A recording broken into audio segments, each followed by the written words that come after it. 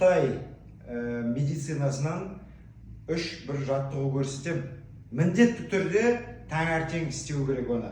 Қараңыздар, аяқтың бұлшық етіне, мынау неге жауырынға, бел омыртқаға бәріне өте пайдалы. Бүйтіп істейсіздер мінекей. Көрдіңіздер ме? Аяқпен бірге. Осылай. Түсініп отырсыздар ғой, міне былай мына жағынан қараған кезде былай болады. Осылай 1-2 минут істей алсаңыз, істеңіздер. Өте керемет. Сосын екінші жаттығу міне былай.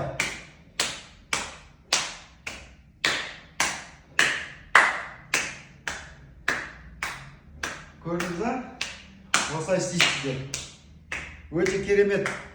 Сосын үшінші жаттығу мінекей. Қолды былай істейсіздер. Денеңізге ауырып кішкене. Қатты тұрмаңыздар, бірақ мінекей осылай болады. Көрдіңіздер ме? Осындай. Бұл бастамасы ғана 3 жаттығу. Одан кейінде де бар тағы жаттығулар. Денсаулықтарыңыз мықты болсын.